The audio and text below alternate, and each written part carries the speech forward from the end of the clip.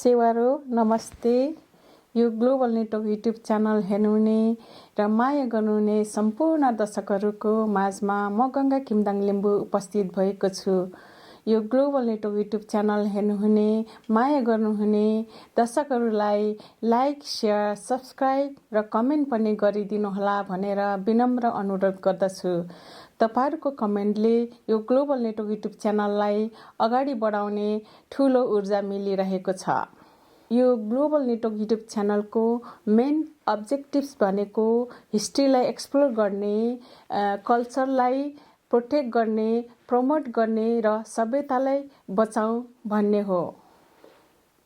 यो global network YouTube channel हेर्नुहुने, माया गर्नुहुने, संसारभरि छर्नु भएको दर्शकहरूले कमेन्ट र सल्लाह सुझाव दिइराख्नु भएको छ र यो ग्लोबल नेटवर्क युट्युब च्यानल हेर्नुहुने, माया गर्नुहुने दर्शकहरूको कमेन्ट र सल्लाह सुझावले यो ग्लोबल नेटवर्क युट्युब च्यानललाई अगाडि बढाउने ठूलो ऊर्जा मिलिरहेको छ।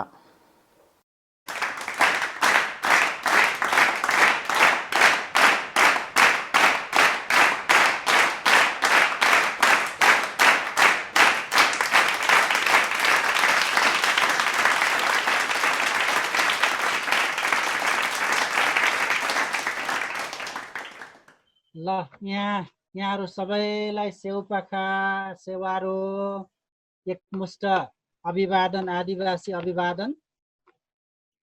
विशेष गरेर आजको यो प्रस्तुति गर्ने अवसर दिनुभएकोमा ग्लोबल नेटवर्कका गंगा किमदाङ लिम्बू र डाक्टर मारुहाङ लिम्बू सरलाई धेरै धेरै धन्यवाद दिन चाहन्छु। साथै आज चाहिँ टेक्निकल अलिकति मिस्टेक भएकोले गर्दाखेरि अलिकति दुःख पनि पाइयो अनि त्यसको लागि चाहिँ अब विश्वासदीप टिगेला सरलाई पनि धेरै धेरै धन्यवाद, उहाँले यो मिलाइदिनु भएकोले। अब विशेष गरेर मेरो चाहिँ आजको प्रस्तुति चाहिँ नेपालका आदिवासी जनजातिहरूका लागि अमूर्त सांस्कृतिक सम्पदा 2003 मा चाहिँ आदिवासीहरूलाई चुनौती र अवसर के हुन सक्छ भन्ने कुरामा प्रस्तुत गर्न गइराखेका छु। अब संस्कृतिको कुरा गर्दाखेरि हामीले अब हरेक हाम्रो समुदायलाई अथवा व्यक्तिलाई पहिचान गराउने कुरामा अब कसैले भूगोलबाट पहिचान गराउँछन्, कसैले इतिहास मार्फतबाट गराउँछन्, कसैले अर्थशास्त्र मार्फतबाट, कोही विज्ञान मार्फतबाट। अब एउटा अर्को पाटो चाहिँ हाम्रो चाहिँ संस्कृत मार्फतबाट पनि हामीले समुदाय र व्यक्तिलाई पहिचान गराउन सक्छौं। तर अब समुदाय यो संस्कृतको कुरा गर्दाखेरि अहिले कुनै पनि विषय चाहिँ प्योर कुनै एउटा स्ट्रिम अथवा एउटा सब्जेक्टमा आधारित देखिँदैन, सबै इन्टरडिसिप्लिनरी देखिन्छ। त्यसै गरेर संस्कृतलाई हेर्नु पर्यो भने अब जस्तै अहिले आएर पेन्डामिकको कुरा आएको छ, महामारीका कुरा, यसलाई पनि संस्कृतिसँग जोड्न सकिएला। क्लाइमेट चेन्ज, ग्लोबल वार्मिङका कुराहरूलाई जोड्न सकिन्छ, ह्युमन राइट्सका कुराहरूलाई जोड्न सकिन्छ, जेन्डरका कुराहरूलाई जोड्न सकिएला, एजुकेसन र फन्डामेन्टल फ्रिडमका कुराहरू, रुल अफ लका कुराहरू, इकोलोजीका कुराहरू पनि संस्कृतको कुरा गर्दाखेरि सँगसँगै जोडेर आएको हुँदाखेरि अब अर्को कुरो चाहिँ हामी अब यो संस्कृतको कुरा गर्दाखेरि अहिले कस्तो कल्चर देखिन्छ भन्दा इन सर्च अफ जब, अब बाहिर जाने, त्यस्तै गरेर स्टडी पर्पजको लागि बाहिर जाने, त्यस्तै गरेर माइग्रेसनहरू हुने, ग्लोबल भिलेजको कन्सेप्ट, ग्लोबलाइजेसनको कन्सेप्ट, इन्टरकास्ट म्यारिजका कन्सेप्टहरू, मिक्स सोसाइटीका कन्सेप्टहरू, ट्रेड एन्ड बिजनेसका कन्सेप्टहरू, फोरेन इम्प्लोइमेन्टका कन्सेप्टहरू, टुरिज्मका कन्सेप्टहरू, यी विभिन्न कारणहरूले गर्दाखेरि संस्कृतमा चाहिँ अहिले कस्तो देखिन्छ भन्दाखेरि अडप्टेसन, असिमिलेसन बढी भएर गएको अवस्थाहरू देखिन्छ। यिनै कुराहरूलाई चाहिँ अब विशेष गरेर आजको मेरो प्रस्तुतिमा चाहिँ विशेष गरेर अमूर्त सांस्कृतिक सम्पदा महासन्धिका कुराहरू र आदिवासी जनजातिहरूलाई के चाहिँ अवसर के चाहिँ चुनौती हुन सक्ला भन्नेमै केन्द्रित हुन्छु। तर त्योभन्दा अगाडि चाहिँ अलिकति म मूर्त अमूर्त अनि नेपालको सन्दर्भ पनि जोड्ने प्रयास गरेका छु। अब एउटा भनाइबाट चाहिँ म सुरु गरौँ कि जस्तो लाग्यो। महान मान्छेहरू दृष्टिकोण बनाउँछन्, बीचका मान्छेहरू आफ्नो बारेमा सोच्दछन्, सामान्य मान्छेहरू चाहिँ चिया पसलमा अर्काको कुरा काट्छन्। अब यो बीचमा यो हाम्रो आदिवासीहरूको बीचमा चाहिँ मैले चाहिँ यो पेन्डामिकको बेलामा चाहिँ धेरै अब नेफिनले पनि बीचबीचमा जुम कन्फरेन्स गरिरहेको देखियो, तामाङ कम्युनिटीबाट पनि गरेको देखियो, अन्य कम्युनिटीबाट पनि गरेका देखियो। हामी यो तल्लो सामान्य चिया पसलमा अर्का कुरा काट्ने भन्दा अलिक बिचको र माथि पुग्दै जाँदैछौँ जस्तो चाहिँ मलाई अनुभव लाग्छ। अब हामी आदिवासीहरू चाहिँ कहाँ छौँ यसमा हामीले विचार गर्नुपर्छ होला। अब आजको मेरो प्रस्तुतिमा चाहिँ मैले खास गरेर 3 नम्बरको बुँदा यो आदिवासी जनजातिहरूका लागि अमूर्त सांस्कृतिक सम्पदा 2003 चुनौती र अवसरको कुरा गरे तापनि यो मूर्त तथा अमूर्त सांस्कृतिक सम्पदाको कुरा अलिकति ब्याकग्राउन्ड चाहिँ कुरा गरौँ कि जस्तो लागेको छ। अनि नेपाल डाक्टर साहब हजुरको अनुहार अलि उज्यालो बनाऊँ न। मेरो ल्यापटपमा यस्तै पो आयो हो सर। यो त हजुरको बत्ती नपरेर होला, होइन, अनुहारमा बत्ती परेन जस्तो लाग्यो। बत्ती त छ, यहाँ मोबाइलमा खोल्यो भने फेरि साउनु होला, त्यही कारणले मैले चाहिँ मोबाइल खोलिनँ। हुन्छ सर, मोबाइल नखोल्दा नि कि मोबाइल पनि खोल्नु? हैन, तपाईको इको हुन्छ, तपाईको मोबाइल खोल्ने बित्तिकै इको हुन्छ। ठिक छ हजुर, ठिक छ। लो हजुर, तपाईको त्यतिकै। हजुर, मैले यो प्रस्तुतिलाई चाहिँ 3 भागमा विभाजन गरेर 1 र 2 को चाहिँ सामान्य कुरा गर्छु र 3 मा चाहिँ अलिकति विस्तृत रूपमा यहाँहरूसँग छलफल गर्ने जमर्को राखेका छु। अब मूर्त तथा अमूर्तको कुरा अथवा यसलाई चाहिँ भौतिक अथवा अभौतिक पनि भनिन्छ।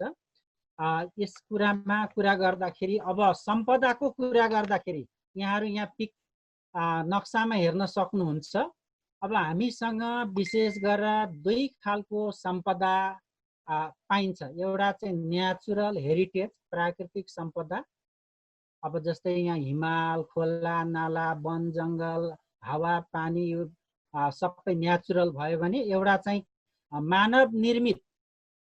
यो यता देख्नुहुन्छ यहाँहरूलाई, यहाँ सहर, खोलाको छेउमा सहर, यहाँ हामी मानव जातिले मानवको लागि गर्ने यो 2 खालको हेरिटेज हामी पाउँछौँ। एउटा चाहिँ नेचुरल हेरिटेज, अर्को चाहिँ म्यान मेड हेरिटेज। अब संस्कृतिको के हो त भन्दा अलिकति मैले चाहिँ यो राष्ट्रिय संस्कृति नीति 2067 बाट पिकअप गरेको छु।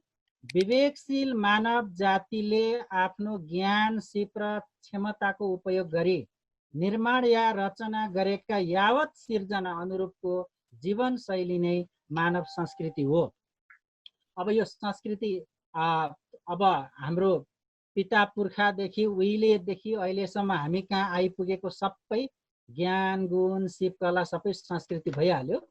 अब सामान्य संस्कृतिलाई हेर्दाखेरि संस्कृति चाहिँ विभाजन गर्ने पाटोहरू हेर्दा कस्तो देखिँदो रहेछ भन्दा धर्मको आधारमा संस्कृति बनेको, जस्तै हिन्दू संस्कृति, बौद्ध संस्कृति, इसाई संस्कृति, इस्लाम संस्कृति, किराँत संस्कृति आदि।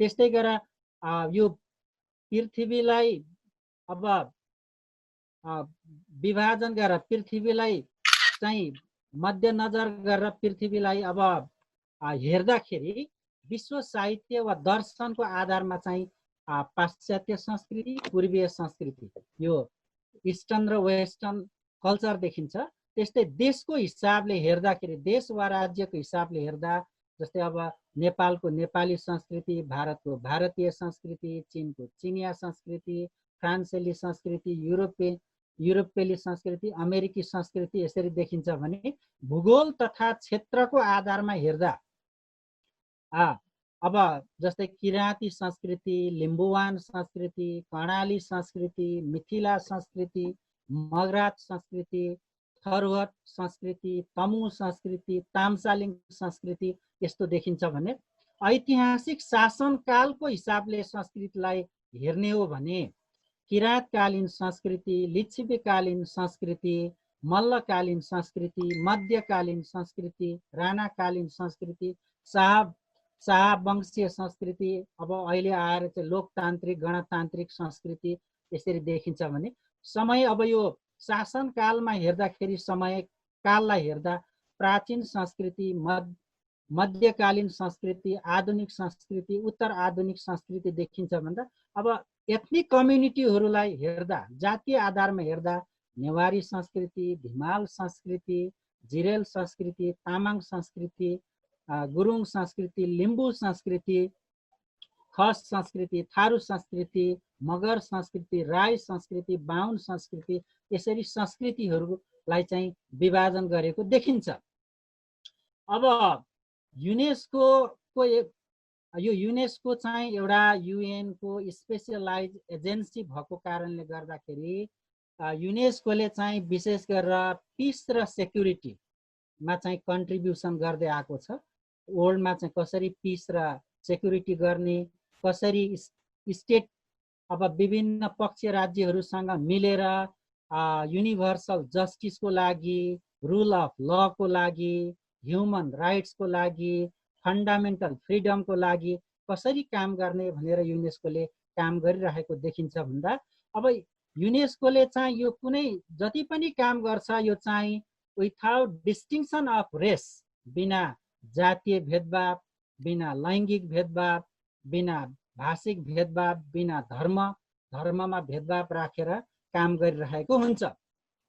अब युनेस्कोको यो कल्चर सम्बन्धी काम गर्नको लागि चाहिँ युनेस्कोसँग एफिलिएसन भएका 7 वटा संस्थाहरू संसारमा देखिन्छन्। ती 7 वटा संस्थाहरू चाहिँ क्याटेगोरी 2 सेन्टरको रूपमा चाहिँ चिनिन्छन् र यी संस्थाहरूले चाहिँ विभिन्न ग्लोबलमा चाहिँ यो ग्लोबमा चाहिँ संसारमा चाहिँ विभिन्न क्षेत्रबाट चाहिँ संस्कृतिको काम गरिरहेको देखिन्छ। अब क्याटेगोरी 2 सेन्टरमा पर्ने सेन्टरहरू कुन कुन छन् त भन्दा regional centre for the safeguarding of ICH in Africa in Algeria, यो चाहिँ अल्जेरियामा छ। त्यस्तै गरेर दोस्रोमा चाहिँ regional centre for the safeguarding of the intangible culture heritage in south east Europe, यो चाहिँ बुल्गेरियामा छ। त्यस्तै 3मा international training centre for ICH in the Asia Pacific region, CRIHAP, यो चाहिँ चाइनामा छ। त्यस्तै गरेर 4थोमा चाहिँ regional region research centre for safeguarding ICH in West and western Asia in Iran, यो चाहिँ इरान सेन्टरमा छ, इरानमा। अर्को 5थमा चाहिँ international research centre for ICH in the Asia Pacific region, यो चाहिँ जापानमा छ। अर्को चाहिँ regional centre for the safeguarding of the ICH of Latin America, यो चाहिँ पेरुमा छ। त्यस्तै गरी international information and networking centre for ICH in the Asia Pacific region, यो चाहिँ इचक्याप, यो चाहिँ रिपब्लिक अफ कोरियामा छ। यो 7 वटा सेन्टरहरूले चाहिँ क्याटेगोरी 2 सेन्टरको रूपमा चाहिँ युनेस्कोको कामहरू गरिरहेको पाइन्छ। अब खास गरेर यो एउटा चाहिँ वर्ल्ड यो protection of the world cultural and natural heritage, यो चाहिँ मूर्त अथवा भौतिक सांस्कृतिक सम्पदाको कुरा यसले गर्छ। यो कन्भेन्सन चाहिँ खास गरेर युएन को जेनरल कन्फरेन्सले चाहिँ 17 सेसनको प्यारिसमा चाहिँ 16 नोभेम्बर 1972 मा चाहिँ यो कन्भेन्सन पास गरेको छ। यो कन्भेन्सनले के भन्छ भन्दाखेरि विशेष गरेर 2 खालका हेरिटेजका कुरा गर्छ। एउटा चाहिँ कल्चरल हेरिटेज, अर्को चाहिँ नेचुरल हेरिटेजका कुरा गर्छ। यसमा चाहिँ विशेष गरेर आर्टिकल 1 कल्चरल हेरिटेजको कुरामा चाहिँ मोन्युमेन्ट्सका कुराहरू, विशेष गरेर ठुला ठुला धरहराका कुराहरू, जस्तै अब मैले यताको भाषा सबै पढिनँ, भीमसेन धरहरा जस्तो, आइफल टावरका कुराहरू जस्तो कुराहरूको संरक्षण गर्ने कुरा गर्छ। अर्को चाहिँ ग्रुप अफ बिल्डिङ, जस्तै अब हाम्रो देशको कन्टेक्स्टमा हेर्दा हनुमान ढोका जस्तो, अब व्हाइट हाउसको जस्तो यस्ता बिल्डिङहरूको संरचनाहरूको विषयमा संरक्षण गर्ने कुरा गर्छ। त्यस्तै साइट्सका कुरा गर्दाखेरि जस्तै अब हाम्रो ओल्ड हेरिटेज साइटमा पर्ने पशुपति एरिया, बौद्धनाथ एरिया, लुम्बिनी जस्तै ग्रेट वाल जस्ता साइट्सहरूका कुरा गर्छन्। त्यस्तै गरेर नेचुरल फिचर्स, अब यसले चाहिँ विशेष गरेर consisting of physical and biological formation, यसले चाहिँ विशेष गरेर यस अन्तर्गत चाहिँ जस्तै अब उदाहरणको लागि हामी हाम्रो माउन्ट एभरेस्टका कुराहरू, द हिमालयन रेन्ज जस्ताका कुराहरू लिन सक्छौँ। त्यस्तै गरेर geography and physiographical formation and precisely delimited area which constitute the habitat of threatened species of animals and plants जस्ता कुरा गर्दाखेरि चाहिँ जस्तै अब हाम्रो नेसनल जूका जस्ता कुरा, Koshi Tappu wild life conservation जस्ता कुराहरू गर्छन्। जस्तै नेचुरल साइट्सका कुराहरू जस्ताका कुरा गर्दाखेरि अब Chitwan national park, Shivapuri national conservation जस्ता कुराहरू, यसरी यो नेचुरल हेरिटेजको पाटोमा यस्ता कुराहरू यसले गर्छ। अनि यो 1972 the protection of the old cultural and natural हेरिटेजले चाहिँ स्पेसिफिक एरिया टु वर्क, कस्तो क्षेत्रमा काम गर्ने, यो त्यतिखेरको कन्भेन्सनले कस्तोमा काम गर्ने भन्दाखेरि प्रोटेक्सनको कुरा गर्छ। Protection of cultural and natural heritage of outstanding universal values, एउटा त्यसको युनिभर्सल भ्यालुजका कुराहरू, ठुला ठुला भवनहरू, महलहरूका संरक्षण गर्ने कुरा गर्छ भन्दा अर्को ensure the heritage in all its diversity for the sustainable development of all societies through dialogue and mutual understanding, दिगो विकासलाई चाहिँ एन्स्योर गर्ने, यसलाई सुनिश्चित गर्ने कुरा गर्छ। अर्को चाहिँ ओल्ड हेरिटेज साइट, अब नेपालको हाम्रो कुरा गर्दाखेरि बौद्धनाथ, स्तूपा, पशुपतिनाथ, स्वयम्भूनाथ, लुम्बिनी जस्ता ओल्ड हेरिटेजका कुरा गर्छ भन्दा अब सेयर हेरिटेज, जब ओल्ड हेरिटेजमा पर्छ भने त्यो ओल्ड हेरिटेजमा परिसकेपछि त्यो चाहिँ हाम्रो देशको मात्रै नभएर वर्ल्डकै संसारकै प्रपर्टीको रूपमा चाहिँ सेयर हेरिटेजको कुरा गर्छ।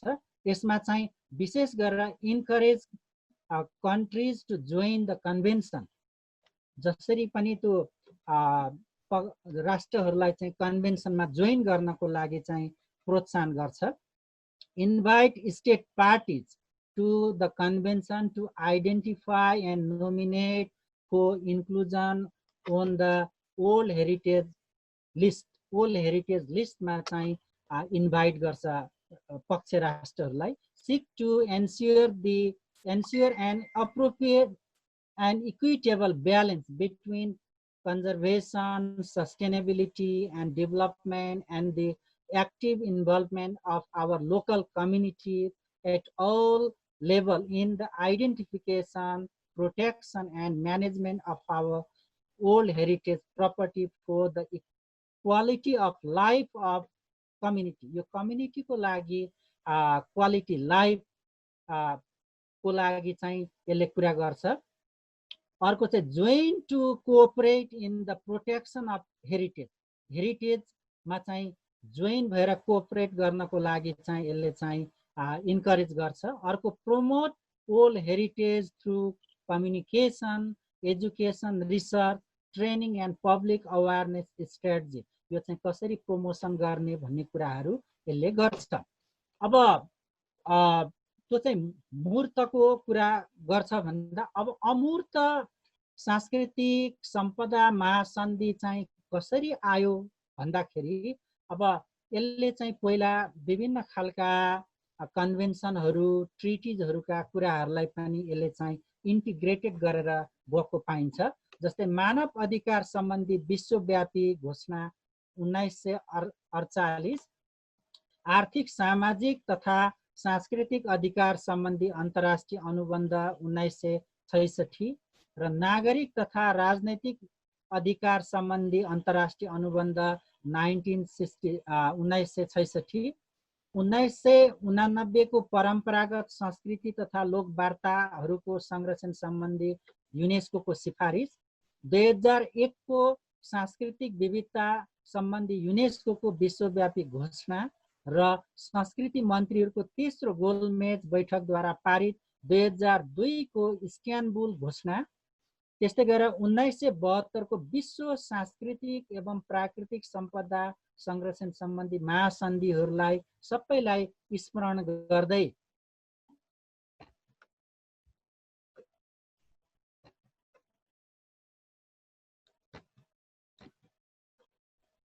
किन यो आएन?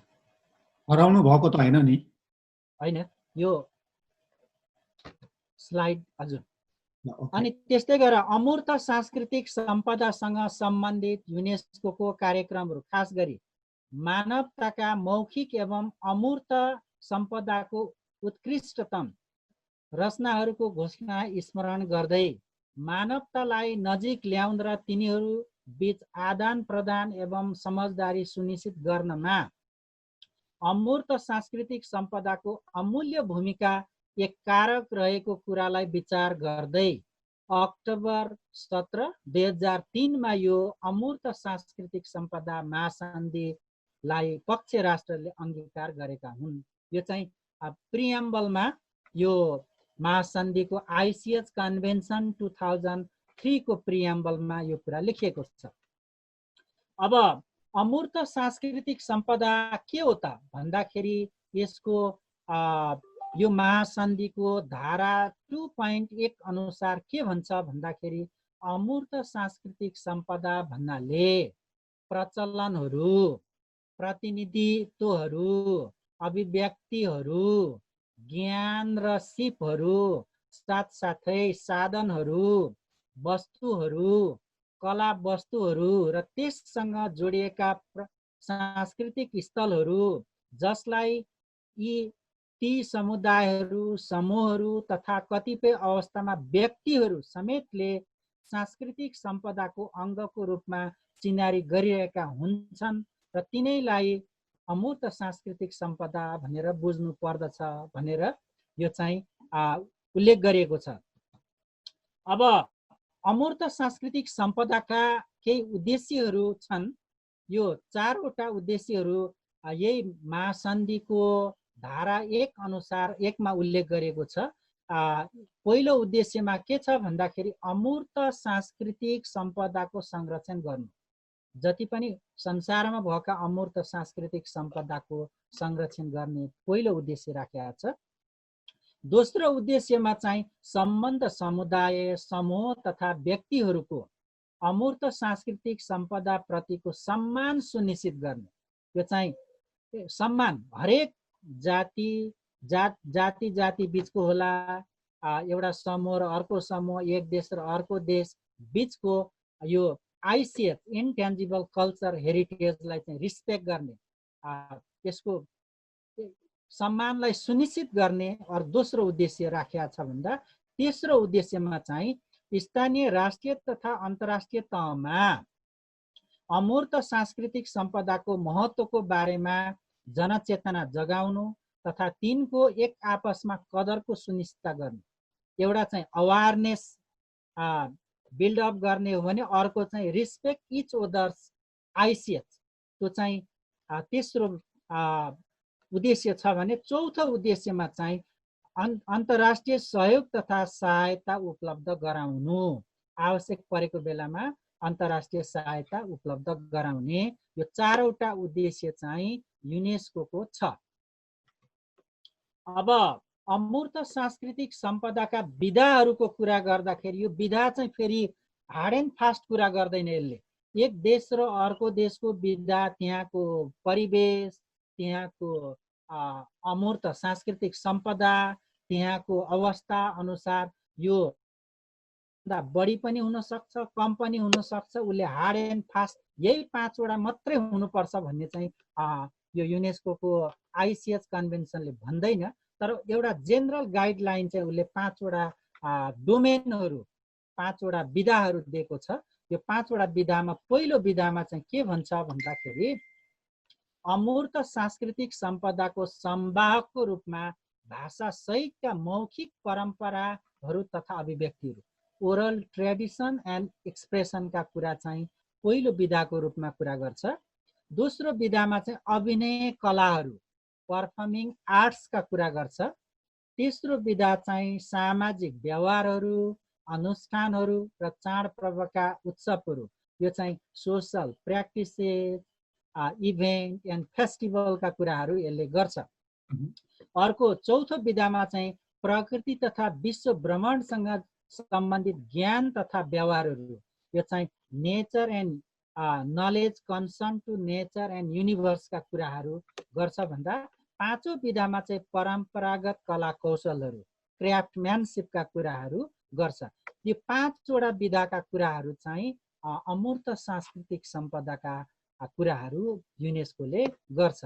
यही 5 वटा विधा भित्र यसमा चाहिँ यसको टर्मिनोलोजी चाहिँ तत्त्व भन्छ, हामी विषय भन्छौँ भने यसले चाहिँ तत्त्व भन्छ। यहाँ विधा भनेको चाहिँ क्षेत्रको रूपमा चाहिँ यसले कुरा गर्छ।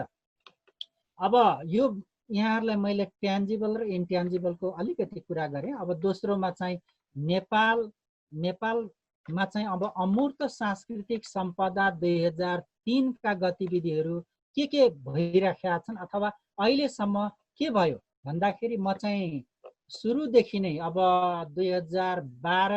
सन् 2012 को पहिलो तालिमबाट म निरन्तर युनेस्को र नेपाल सरकारको संस्कृति मन्त्रालयसँग प्रत्यक्ष अप्रत्यक्ष रूपमा काम गरिरहेको हुँदाखेरि त्यहाँको अपडेटहरू, अहिलेसम्मको अपडेटहरू यहाँहरू समस्या राख्न प्रयत्न गर्छु।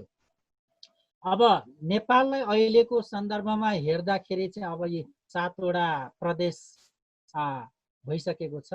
अब केही प्रदेशको नामाकरण भइसक्यो भने केहीको हुने तर्खरमा देखिन्छ। अब नेपाल चाहिँ विशेष गरेर अब गणतान्त्रिक अब फेडरल डेमोक्रेटिक रिपब्लिक कन्ट्रीमा गइसकेको छ। अब नेपाललाई धेरै अवसर पनि के छ भन्दाखेरि दुईटा ठुला विश्वका ठुला अब विश्वका सबैभन्दा बढी जनसङ्ख्या भएका दुईवटा ठुला देशको बिचमा चाहिँ नेपाल भएकोले गर्दा सम्भावना पनि त्यतिकै छ, चुनौती पनि नेपाललाई त्यतिकै छ। अब जनगणना 2068 अथवा 2011 अनुसार चाहिँ नेपालमा 125 जातीय समुदायहरू, 123 मातृभाषा बोल्ने समुदायहरू भएकोले गर्दाखेरि पनि यो अमूर्त सांस्कृतिक सम्पदाको चाहिँ धेरै नै ठुलो भाइबिलिटी अथवा स्कोप नेपालमा देखिन्छ। अहिले क्षेत्रफलको हिसाबले चाहिँ अहिले अब भर्खरै लिम्पियाधुरा, लिपुलेख र काली नदीलाई समेट्दाखेरि 1,47,516 स्क्वायर किलोमिटर देखिन्छ भने पहिला चाहिँ 1,47,181 वर्ग किलोमिटर थियो। अब नेपाल चाहिँ नेपालको 2072 अथवा 2015 को संविधानले को धारा 3 अनुसार चाहिँ नेपाल चाहिँ multilingual, multi ethnic, multi religious, multicultural country भएको त्यो धारा 3 मा उल्लेख छ। अब नेपालको सरसर्ती यसरी आइसिएच को कुरा हेर्दाखेरि हामीसँग धेरै भाइबिलिटीका कुराहरू छन्। अब जस्तै अब विश्वको सबैभन्दा अग्लो शिखर अब माउन्ट एभरेस्ट पनि नेपालमै छ। त्यस्तै गौतम बुद्ध जन्मेको लुम्बिनी, अब लर्ड बुद्धको बर्थ प्लेस पनि नेपालमै पाइन्छ। स्वयम्भूनाथ, अब बौद्धनाथ, पशुपतिनाथ, अब हिन्दूहरूको तीर्थस्थल पशुपतिनाथ पनि नेपालमै छ। अब यस्ता चितवन नेसनल पार्क जस्ता विभिन्न खालका पार्क र कन्जर्भेसनहरू छन्। अब नेपाल चाहिँ कल्चर मोजेक अब को रूपमा 125 समुदाय 123 भाषाभाषी भएको सानो देश, तर यत्रो भाषाभाषी र समुदाय पाएको देश छ भन्दाखेरि, त्यस्तै गरेर अब लिभिङ गडेस कुमारी, जीवित देवी कुमारीको पूजा गर्ने कल्चर पनि नेपालमै छ। अहिले 21औं शताब्दीमा पनि अब 6 महिना एक ठाउँ बस्ने, 6 महिना अर्को ठाउँमा अब बसाइ सराई हिँड्ने नोम्याड अफ नेपाल राउटे अथवा राउटे समुदाय पनि नेपालमै पाइन्छ। यस्ता युनिक कुराहरू चाहिँ नेपालमा धेरै पाइन्छन्। अब अमूर्त सांस्कृतिक सम्पदाको कुरा गर्दा नेपाल सरकारले यो अमूर्त सांस्कृतिक सम्पदा महासन्धि 2003लाई चाहिँ 2010 मा अनुमोदन गरेको छ र नेपाल पनि एउटा पक्ष राष्ट्र बनेको छ। अब यो संस्कृतिको कुरा गर्दाखेरि अर्को चाहिँ नेपाल सरकारले चाहिँ एउटा राष्ट्रिय संस्कृति नीति 2067 तयार गरेको छ। यो दुईटा नीति अन्तर्गत चाहिँ संस्कृतिको संरक्षण गर्ने, अब प्रवर्धन गर्ने, हस्तान्तरण गर्ने कामहरू चाहिँ नेपाल सरकारले अगाडि बढाउँदै आएको पाइन्छ। अब नेसनल पोलिसी अन आइसिएच, अब यहाँ नेसनल पोलिसीमा केमा काम गर्छ भन्दाखेरि यो राष्ट्रिय संस्कृति नीति 2067 अथवा सन् 2011 यसले चाहिँ के भन्छ भन्दाखेरि safeguarding tangible and intangible cultural heritage, मूर्त र अमूर्त सांस्कृतिक सम्पदाको संरक्षण गर्ने कुरा गर्छ र नेसनल कल्चरल इन्टिग्रिटी भनेको राष्ट्रिय सांस्कृतिक एकबद्धतामा चाहिँ विशेष फोकस गरेर काम गरिरहेको देखिन्छ। अर्को चाहिँ अब लको कुरा गर्दा कन्स्टिट्युसन अफ नेपाल 2015, अब नेपालको संविधान ले पनि अब केही संस्कृति नीतिहरूलाई यसलाई चाहिँ प्रवर्धन गर्ने, संरक्षण गर्ने, हस्तान्तरण गर्ने, पुनर्जीवित गर्ने कुराहरू गर्छ। अर्को चाहिँ अहिले आएर हाम्रो लोकल गभर्मेन्ट, अब प्रोभिन्सियल गभर्मेन्ट पनि छ, विशेष गरेर त्योभन्दा चाहिँ शक्तिशाली चाहिँ हाम्रो अहिले स्थानीय सरकार देखिन्छ। स्थानीय सरकारले पनि आफ्ना पोलिसीहरूमा चाहिँ सांस्कृतिक नीतिलाई चाहिँ संरक्षण गर्ने नीतिहरू बनाएर पढेको देखिन्छ। अब viability of ICH intangible cultural हेरिटेजको स्कोप चाहिँ नेपालमा अत्यधिक देखिन्छ। सानो देश, अब सानो देशमा धेरै स्कोप देखिन्छ। अब जियोग्राफिकल डाइभर्सिटी हाम्रो नेपालमा पाइन्छ, जस्तै माउन्टेन, माथि हिमाल छ, बिचमा पहाड छ, तल तराई छ, यस्तो खालको डाइभर्सिटी पाइन्छ। गर्मी हुँदा माथि पहाडतिर र हिमालतिर उक्लिन सक्ने भन्दा जाडो हुँदा माथिबाट तल तराईतिर झर्ने, यस्ता विविध डाइभर्सिटी, अब जियोग्राफिकल डाइभर्सिटी भएको यस्तो सानो देशमा हाम्रो नेपालमा डाइभर्सिटी धेरै पाइन्छ। त्यस्तै गरेर एथनिक कम्युनिटी 125 जातिहरू पाइन्छन् भने यत्रो सानो देशमा 123 भाषाभाषीहरू मातृभाषा बोल्ने यी सानो देशमै पाइन्छन् भने त्यस्तै इकोलोजिकल भेरिएसन पनि अब जसरी जियोग्राफिकल भेरिएसन छ त्यसरी नै बोट बिरुवा जीव जन्तुहरूको भेरिएसन पनि नेपालमा पाइन्छ। त्यसले गर्दाखेरि पनि नेपालमा इन्ट्यान्जिबल कल्चरल हेरिटेजको स्कोप यसका अध्ययन गर्ने, यसलाई रिसर्च गर्ने धेरै भाइबिलिटीहरू देखिन्छन्। अब नेपाल सरकारले काम गरेको कुरालाई यसो निहाल्दाखेरि 3 तरिकाले काम गरिरहेको देखिन्छ। 3 टाइप्स अफ वर्कसप नेपाल सरकारले कन्डक्ट गरेर, एक चरण कन्डक्ट गरेर अगाडि बढेको देखिन्छ। पहिलो तरिकामा चाहिँ national capacity building workshop on implementation of the 2003 convention. यो आइसिएच कन्भेन्सन 2003 लाई चाहिँ इम्प्लिमेन्टेसन गर्नको लागि चाहिँ नेसनल क्यापेसिटी बिल्डिङ वर्कसप सुरुमा चाहिँ यो वर्कसप 2012बाट सुरु भएको छ। दोस्रोमा चाहिँ यसले चाहिँ के काम गर्दै आएको छ भन्दा capacity building workshop on community community based identification and inventorying of intangible cultural heritage in Nepal. यो चाहिँ कम्युनिटी बेसमा काम गरेको, कम्युनिटीका मान्छेलाई उनीहरूको आइसिएच उनीहरूलाई नै इन्भेन्ट्री गर्न लाउने, कन्भेन्सनको विषयमा बुझाउने, त्यसै नोमिनेसन प्रक्रियाको विषयमा बुझाउने, सेफगार्डिङ प्रक्रियाको विषयमा बुझाउने कामहरू चाहिँ ट्रेनिङ वर्कसप मार्फतबाट गर्दै आएको पाइन्छ। तेस्रोमा चाहिँ capacity building workshop on safeguarding Nepal's intangible cultural heritage. यसमा चाहिँ preparation of nomination to the UNESCO intangible cultural heritage list. कसरी नोमिनेसनको लागि, अब नोमिनेसन प्रक्रियामा जानु अगाडि पहिला त अब कन्भेन्सनको विषयमा यो कन्भेन्सन के हो, कसरी इम्प्लिमेन्टेसन गर्न सकेला भनेर सिकाउने कम्युनिटीलाई।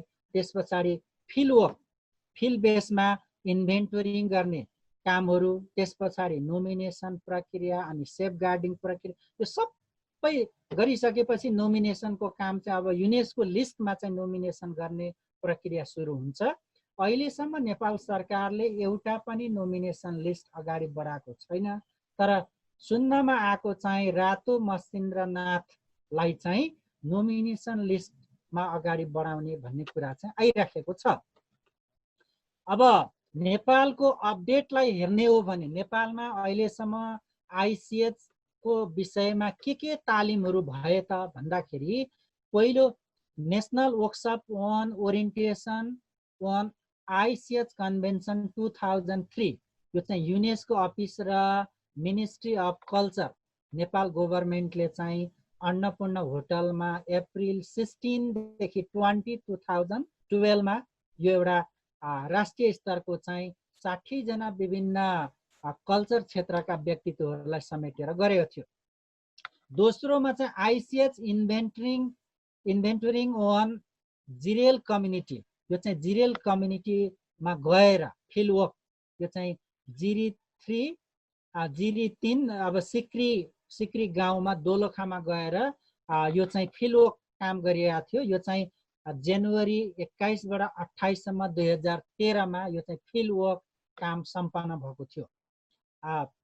अब त्यस्तै गरेर तेस्रोमा चाहिँ आइसिएच इन्भेन्टोरिङ अन पहरी कम्युनिटी, पहरी समुदायको चाहिँ यो चाहिँ काभ्रेको खोपासीमा जुन 28 बाट 30 सम्म 2003 यो 2013 सनमा भएको थियो भन्दा।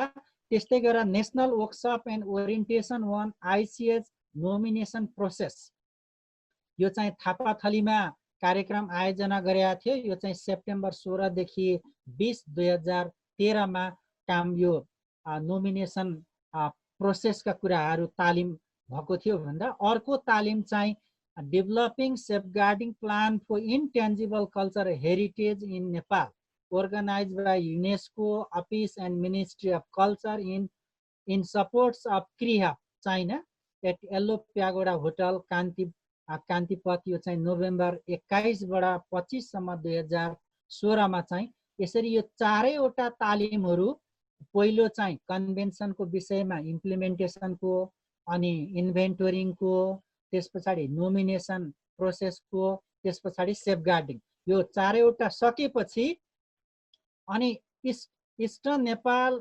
Intangible cultural heritage safeguarding of Rai community in 4 district Khotang, Solukhumbu, Okhaldhunga and Udaipur, यो चाहिँ मे 22 बाट जुन 11 सम्म 2017 मा सम्पन्न भयो भने।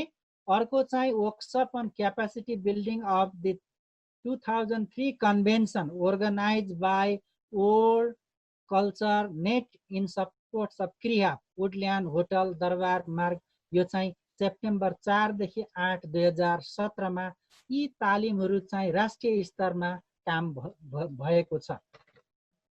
अब नेपाल सरकारले चाहिँ कुन निकायसँग चाहिँ सरोकार गरेर यो अमूर्त सांस्कृतिक सम्पदाको कामहरू निरन्तर अगाडि गएको छ, अथवा यस विषयमा कुन निकायले हेर्दैछ भन्दाखेरि युनेस्को कार्यालय काठमाडौँ, संस्कृति मन्त्रालय, युनेस्कोका निमित्त नेपाल राष्ट्रिय आयोगको कार्यालय, राष्ट्रिय संस्कृति परिषद, राष्ट्रिय सङ्ग्रहालय, राष्ट्रिय अभिलेखालय, नेपाल प्रज्ञा प्रतिष्ठान, नेपाल ललित कला प्रज्ञा प्रतिष्ठान, नेपाल नाट्य तथा सङ्गीत प्रज्ञा प्रतिष्ठान, आदिवासी जनजाति उत्थान राष्ट्रिय प्रतिष्ठान, बौद्ध दर्शन प्रवर्धन तथा गुम्बा विकास व्यवस्थापन समिति, चलचित्र बोर्ड नेपाल, राष्ट्रिय नाचघर जमल, विश्वविद्यालयहरू सिनास, अब अनुसन्धान केन्द्र, अब पाठ्यक्रम विकास केन्द्र सिडिसी, यी निकायहरूले चाहिँ प्रत्यक्ष अप्रत्यक्ष रूपमा चाहिँ इन्ट्यान्जिबल कल्चरल हेरिटेजका कामहरू गर्दै आएको पाइन्छन्। अब विशेष गरेर राष्ट्रिय संस्कृति नीति 2067 को लक्ष्य के छ त भन्दाखेरि नेपाली समाजमा विद्यमान विभिन्न जाति र समुदायका परम्परागत भौतिक वा अभौतिक, यसलाई चाहिँ मूर्त अथवा अमूर्त सांस्कृतिक सम्पदाहरूको अध्ययन र संरक्षण गरी एक अर्कामा सम्मान, सद्भाव र सहिष्णुताको भावना जागृत गराई सामाजिक मर्यादा अभिवृद्धि गर्दै देशलाई सांस्कृतिक एकताको सूत्रमा गाँच्नु राष्ट्रिय नीतिको लक्ष्य हुनेछ भनेर यो राष्ट्रिय संस्कृति नीति 2067 को लक्ष्यमा उल्लेख छ। अब एउटा चित्र यहाँहरूलाई मैले यहाँ देखाउने गरेँ। अब यो चित्रमा हेर्दाखेरि यहाँहरू बुझिहाल्नुहुन्छ। जस्तै आवश्यकता, यो चराको आफ्नै आवश्यकता छ, कुकुरको आफ्नै आवश्यकता छ। अब प्रतिकूल वातावरण, ल यो प्लेटमा राखेर चरा र कुकुरलाई खाना दिँदाखेरि कुकुरले खायो, चराले खान सकेन। अब गाग्रोमा राखेर खाना दिँदा चराले खायो, कुकुरले खान सकेन। यो प्रतिकूल वातावरण। तल्लो चित्रमा चाहिँ अनुकूल वातावरण, कुकुरले पनि खाइराखेको छ, चराले पनि खाइराखेको छ। हामीले खोजेको चाहिँ आवश्यकता। अब आदिवासीको देखि लिएर यहाँ बस्ने विभिन्न जात जातिहरू, आदिवासी, मुस्लिम, दलित, अल्पसंख्यक सबै छ। हामीले खोजेको चाहिँ तल्लो अनुकूल वातावरण, यो खोजेको हो।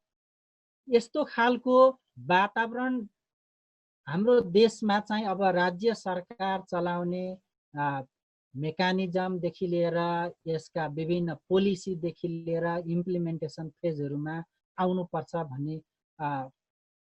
भन्ने मनसाय राखेर यहाँहरूलाई मैले यो चित्र राखेँ। अब सामान्य उद्देश्यहरू अघि लक्ष्य यहाँलाई भने। अब उद्देश्यमा चाहिँ यो संस्कृति नीति, राष्ट्रिय संस्कृति नीति 2068 को उद्देश्यहरू चाहिँ बुदागतमा त्यो किताबमा छ। त्यसमा चाहिँ म सर्र छिटो पढ्छु मात्रै। विभिन्न जाति र समुदायका बारेमा वैज्ञानिक अध्ययन र अनुसन्धान गरी इतिहास र संस्कृतिलाई प्रकाशमा ल्याउने, भौतिक तथा अभौतिक नेपाली सांस्कृतिक सम्पदाहरूको सर्वेक्षण, अध्ययन एवं अनुसन्धान गरी वैज्ञानिक तथा प्रामाणिक सूची र विवरण प्रकाशमा ल्याउने, भौतिक तथा अभौतिक सांस्कृतिक सम्पदाको स्वामित्वको पहिचान र अभिलेखीकरण गर्ने, सांस्कृतिक सम्पदाहरूको महत्त्व र स्वामित्वका आधारमा संरक्षण र व्यवस्थापनको जिम्मेवारी निर्धारण गर्ने, सांस्कृतिक सम्पदाहरूको संरक्षण र व्यवस्थापनका लागि उपयुक्त उपाय र प्रविधिहरूको पहिचान गर्ने, स्रोत साधन र जनसहभागिता जुटाउने र संरक्षण गरी भावी पुस्तालाई हस्तान्तरण गर्ने, राष्ट्रिय सांस्कृतिक सम्पदाहरूको उचित संरक्षण र व्यवस्थापन गरी राष्ट्रिय पहिचान र गौरव अभिवृद्धि गर्ने, विभिन्न जाति र समुदायका सांस्कृतिक मान्यता र लोक परम्पराको सम्मान र सहिष्णुताको भावना जागृत गरी समाजमा शान्ति सद्भाव कायम गरेर राष्ट्रिय एकतालाई अक्षुण्ण राख्ने, सांस्कृतिक सम्पदाहरूका माध्यमबाट देशको पर्यटन उद्योगमा टेवा पुर्याई समाजमा रोजगारी र आय आर्जनका अवसरहरू वृद्धि गर्ने, विभिन्न जातिहरूको लोकजीवनबारे सर्वेक्षण र अध्ययन गरी सामुदायिक केन्द्रका रूपमा जीवित लोक सङ्ग्रहालयहरू स्थापना गर्न प्रोत्साहन गर्ने। यी चाहिँ उद्देश्यहरू छन्। अब यहाँसम्म यहाँहरूलाई मैले नेपाल सरकारका अमूर्त सांस्कृतिक सम्पदाको गतिविधिहरूको विषयमा कुरा गरेँ। अब आजको विशेष प्रस्तुति चाहिँ अहिले भर्खर म आउँदैछु। अब यो चाहिँ आदिवासी जनजातिहरूका लागि अमूर्त सांस्कृतिक सम्पदा 2003 चुनौती र अवसर के छ त, अब यस विषयमा म प्रस्तुत गर्न लाग्दैछु।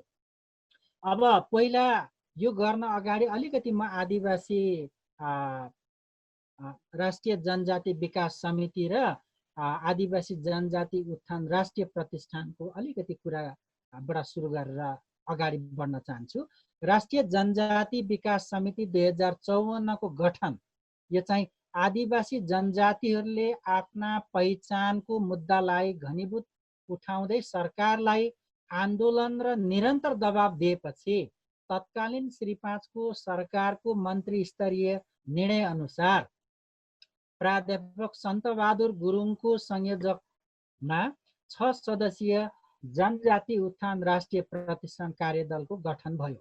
सो कार्यदलले प्रतिवेदन बुझायो र त्यो बुझाएको प्रतिवेदन 2000 अनुसार 2054 वैशाख 2 गते श्री 5 को सरकारले 61 जातीय समुदायलाई जनजातिको रूपमा मान्यता दिएको थियो पहिला।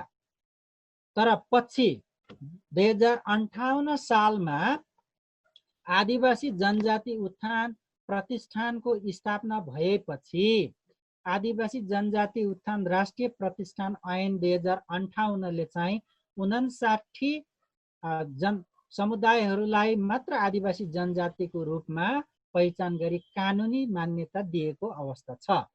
अब यसमा चाहिँ 61 बाट 59 मा आएको छ। त्यहाँ चाहिँ 3 गाउँले तीनटा समुदायले चाहिँ 3 गाउँलेलाई चाहिँ एउटा बनाएको त्यसमा पाइन्छ।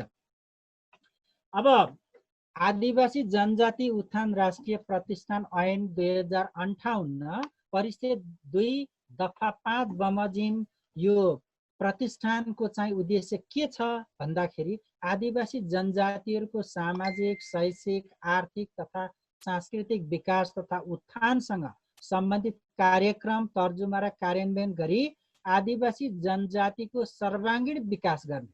समग्रमा ख आदिवासी जनजातिको भाषा, लिपि, संस्कृति, साहित्य, कला, इतिहासको संरक्षण र प्रवर्धन गर्ने अर्को उद्देश्य। ग आदिवासी जनजातिको परम्परागत सिप प्रविधि र विशिष्ट जानकारीको संरक्षण र प्रवर्धन गरी त्यसलाई व्यावसायिक प्रयोगमा ल्याउन सहायता पुर्याउने। घ विभिन्न आदिवासी जनजाति तथा सम्प्रदाय बीच सुमधुर सम्बन्ध, सद्भाव र सामञ्जस्य कायम गरी मुलुकको समष्टिगत विकासको मूल प्रवाहमा आदिवासी जनजातिलाई सहभागी गराउने। ङ आदिवासी जनजातिको सामाजिक, आर्थिक, धार्मिक तथा सांस्कृतिक उत्थान र विकास गरी समतामूलक समाजको निर्माणमा मद्दत पुर्याउने। यो चाहिँ आदिवासी जनजाति उत्थान राष्ट्रिय प्रतिष्ठान ऐन 2058 ले राखेका उद्देश्यहरू यहाँहरूलाई सुनाए। अब त्यही प्रतिष्ठान ऐनमा चाहिँ आदिवासी जनजाति को हुन् भन्ने कुरा चाहिँ त्यसको पनि अलिकति यहाँ प्रस्तुत गर्न चाहन्छु। राष्ट्रिय जनजाति विकास समितिको गठन आदेश अनुसार 2054 को दफा 2 ले जनजाति भन्नाले सामान्यतया आफ्नै मौलिक भाषा र संस्कृति भएका, सामाजिक विकासका दृष्टिले अन्य जाति भन्दा पछि परेका भनी परिभाषित गरेको यो चाहिँ नेपाल राजपत्र 2054 मा उल्लेख प्रकाशित अनुसार उल्लेख भएको छ। त्यसै पछि गएर आदिवासी जनजाति उत्थान राष्ट्रिय प्रतिष्ठान ऐन 2058 अनुसार चाहिँ यसको परिच्छेद 1 दफा 2 को क अनुसार आदिवासी जनजाति भन्नाले आफ्नो मातृभाषा र परम्परा, रीतिरिवाज, छुट्टै सामाजिक संरचना र लिखित वा अलिखित इतिहास भएको अनुसूची बमोजिमको जाति वा समुदाय सम्झिनुपर्छ भनेर उल्लेख भएको छ। यो चाहिँ मैले आदिवासी जनजाति उत्थान राष्ट्रिय प्रतिष्ठान कार्यक्रमहरूको सङ्गालो 2075 को पेज 20 बाट लिएको छु। अब यसमा चाहिँ हामी अधिकार कर्मीहरूले एउटा चाहिँ थाक थलोको कुरा पनि गर्छौँ, एउटा चाहिँ हामी भन्ने भावना कलेक्टिभ फिलिङ भएको कुरा पनि हामी एडभोकेसी गर्ने बेलामा चाहिँ हामी कुरा गर्छौँ, तर त्यो लिखितमा चाहिँ यति मात्रै रहेछ। अब आदिवासी जनजाति उत्थान राष्ट्रिय प्रतिष्ठान ऐन अनुसार चाहिँ सूचीकृत 59 आदिवासी जनजाति समुदायहरूमा चाहिँ लोपोन्मुखमा 10 वटा जातिहरू, अति सीमान्तकृतमा 12 वटा जातिहरू, सीमान्तकृतमा 20 वटा जातिहरू, सुविधा वञ्चितमा 15 वटा जातिहरू, उन्नत समूहमा 2 वटा जातिहरू छन्। यो सबै नाम चाहिँ मैले पढिनँ। आजको प्रोग्रामबाट यो ग्लोबल नेटवर्क युट्युब च्यानल हेर्नुहुने सम्पूर्ण दर्शकहरूको माझबाट म गङ्गा किमदाङ लिम्बू बिदा लिनु चाहन्छु। बिदा लिनुभन्दा पहिला यो हाम्रो ग्लोबल नेटवर्क युट्युब च्यानललाई लाइक, शेयर, सब्सक्राइब र कमेन्ट पनि गरिदिनु होला भनेर विनम्र अनुरोध गर्दछु। हाम्रो प्रोग्रामलाई सम्पूर्ण दर्शकहरूले हेर्नु चाहनुहुन्छ भने लिङ्कको तल बेल आइकन छ, बेल आइकनलाई क्लिक गरिदिनु होला र हामीले जतिखेर पनि हामीले भिडियो पोस्ट गर्छौँ तपाईहरुले नोटिफिकेसन पाउनुहुनेछ र हाम्रो प्रोग्रामलाई तुरुन्तै हेर्नु सक्नुहुनेछ भन्दै आजको प्रोग्रामबाट म बिदा लिन चाहन्छु। नमस्ते, सेवा र